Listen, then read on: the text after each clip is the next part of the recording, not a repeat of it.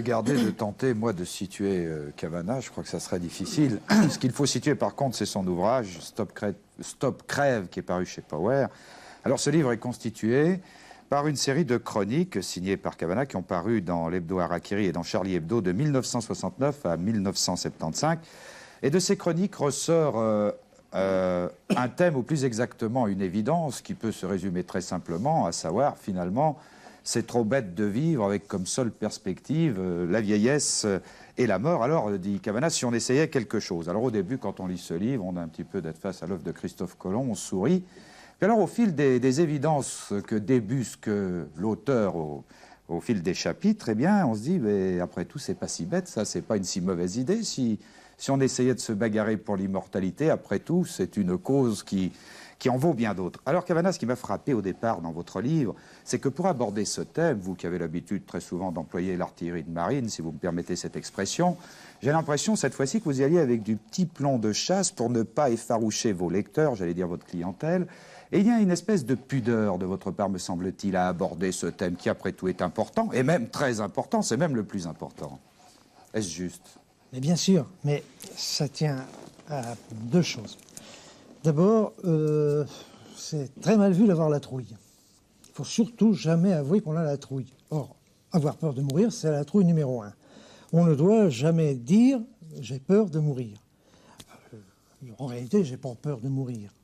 C'est pas l'angoisse de la mort, ça ne travaille pas, ça ne m'empêche pas de dormir.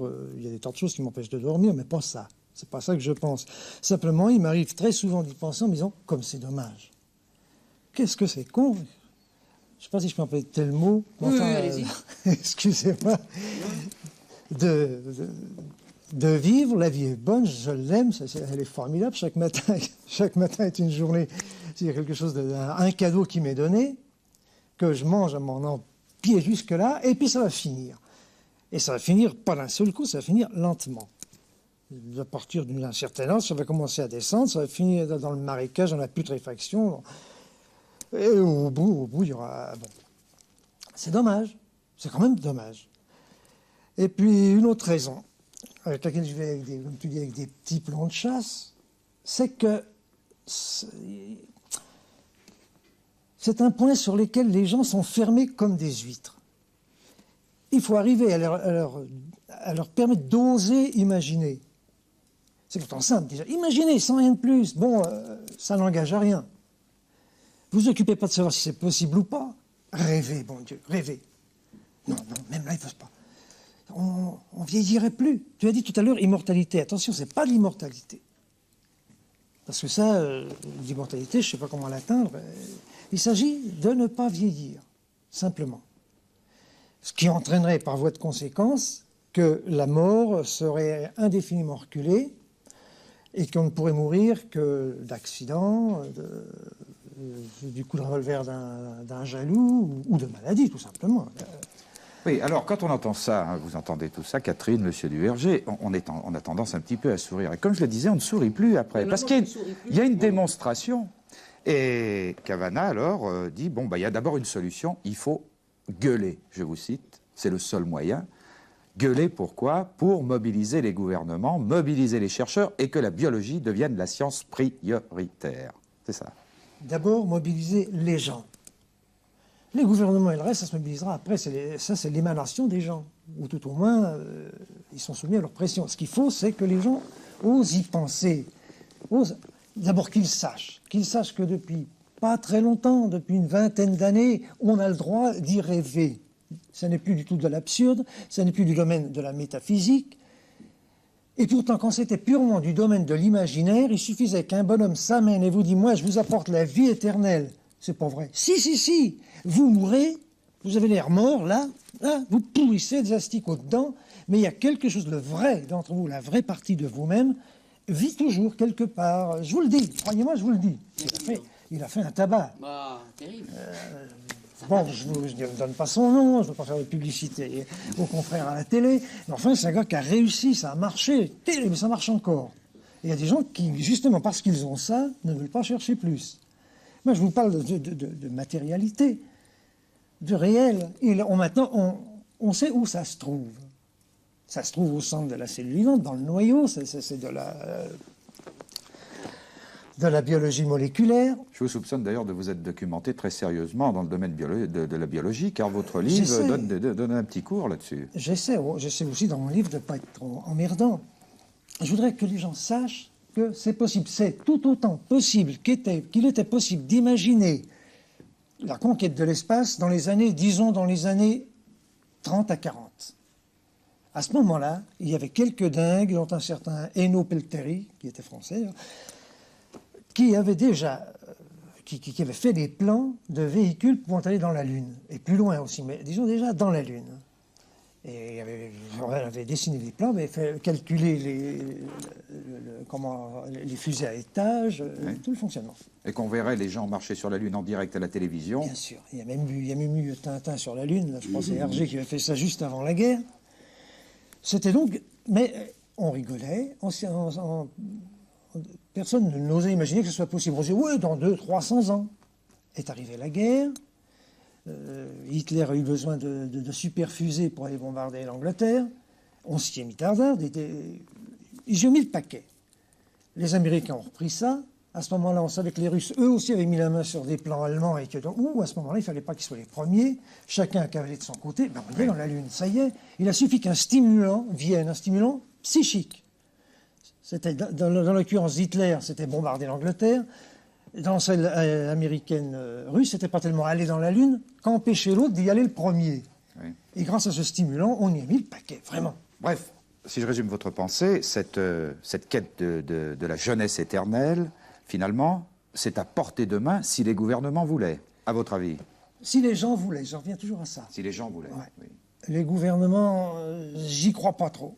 Mais alors vous pensez même, vous dites une phrase terrible, parce que ça nous concerne tous, vous dites, nous sommes la dernière génération cocu, c'est-à-dire celle qui est condamnée à la vieillesse et à mourir. Vous pensez que dans 50 ans, le problème sera résolu? À peu près certain. Si ça ne l'est pas, c'est que des interférences politiques ou économiques, ou simplement caractérielles, seront venues l'empêcher. Mais si on continue sur l'élan où nous sommes, il est certain qu'on y arrivera. Est-ce que je peux intervenir? Oui, bien sûr. Le fait que depuis, il y a 200 ans, la probabilité d'existence, c'était d'à peu près de 35 ans pour les individus. Donc il y a 200 ans. 200 ans.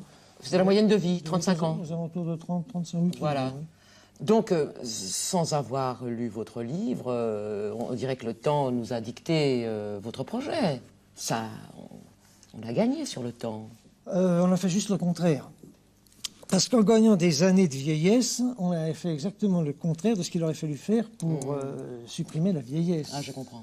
Ouais. C'est justement l'inverse de la gérontologie que vous voudriez rester jeune. Exactement. Alors, Kavanagh, qui est un homme prudent, se méfie des révolutions.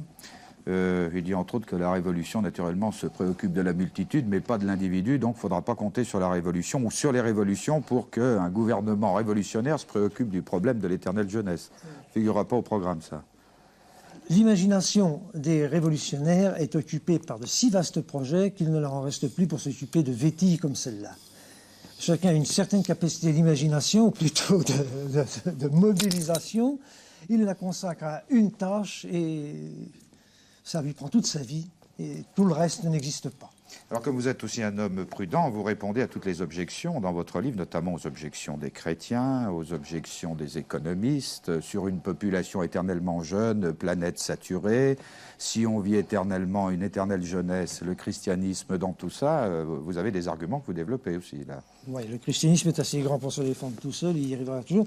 Mais il y a un argument que je vous ai développé, c'est, on me dit, mais quand nous ne mourrons plus, quand nous mourrons de façon tout à fait hasardeuse, alors on va avoir très très peur de mourir, puisque à ce moment-là on perdra quelque chose qui vaudra extrêmement cher, on perdra une quasi-éternité de vie, puisqu'on pourra aussi bien mourir dans 200 000 ans que demain.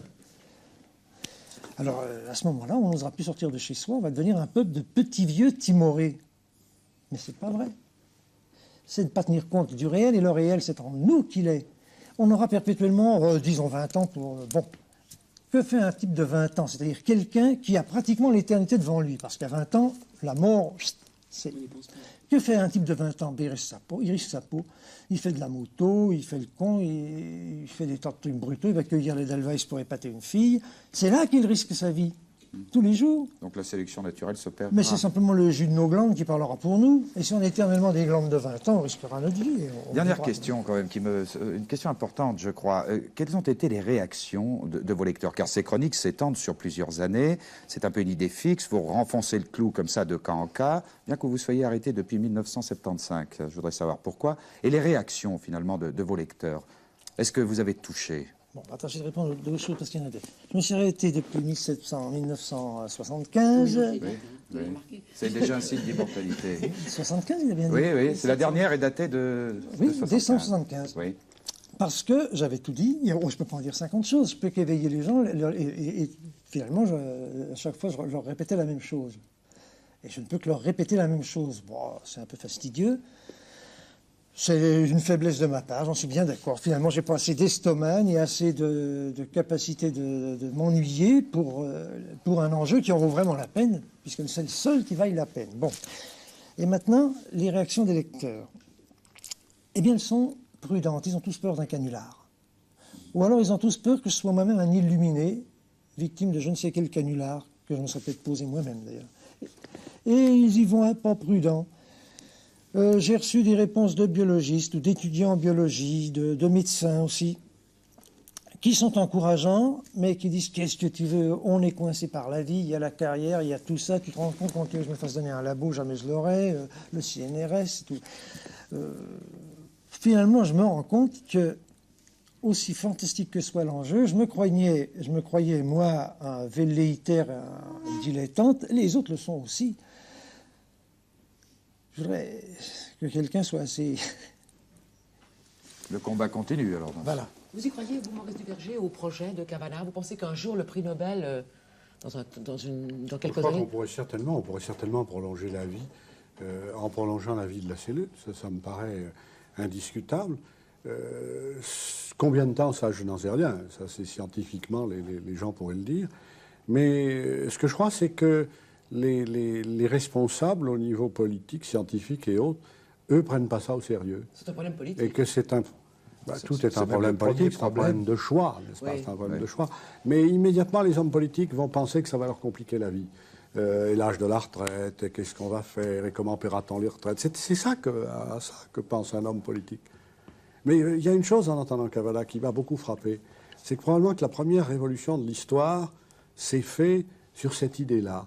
Vous savez qu'il semble très bien, c'est pas absolument sûr, hein, mais il semble très bien que dans la pensée religieuse des Égyptiens, seul le pharaon était éternel. Et ensuite, peu à peu, les nobles ont obtenu l'éternité. Et puis à un moment que nous ne savons pas, la masse du peuple a obtenu l'éternité. Elle avait le droit, elle aussi, de continuer à vivre. Et ce qui est très curieux, exactement comme dit Kavanagh, car les Égyptiens sont le seul peuple de l'histoire qui ont imaginé l'éternité comme la continuation de leur propre vie. Car au fond, ça devait être un peuple assez heureux, semble-t-il, puisqu'ils ont voulu que ça continue comme ça vivait sur la terre.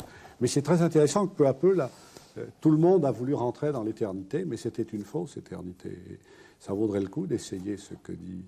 En tous les cas, dans l'an 2030, quand les générations qui nous succéderont liront ce livre, et que peut-être ce que soulève, le problème que soulève Kavanagh sera résolu, bien je crois qu'il fera figure de précurseur, avec peut-être un nom. Une rue portant son nom. On fera peut-être une émission ensemble. Qui sera le comble pour lui. On en reparlera. On fera peut-être une émission une belle jambe. Dans 100 ans, on se donne rendez-vous et on fait le bilan sur ces bouquins. En tous les cas, je voudrais rappeler le titre de cet ouvrage, de ces chroniques écrites à grands coups de gueule et à grands coups de cœur par Kavanagh, Stop Crève, chez Jean-Jacques Power. C'est tellement limpide et c'est tellement évident qu'on se demande pourquoi d'autres plumes n'ont pas pensé à aborder le sujet. Mais il faut croire que c'est toujours comme ça, les sujets tout simples, n'est-ce pas?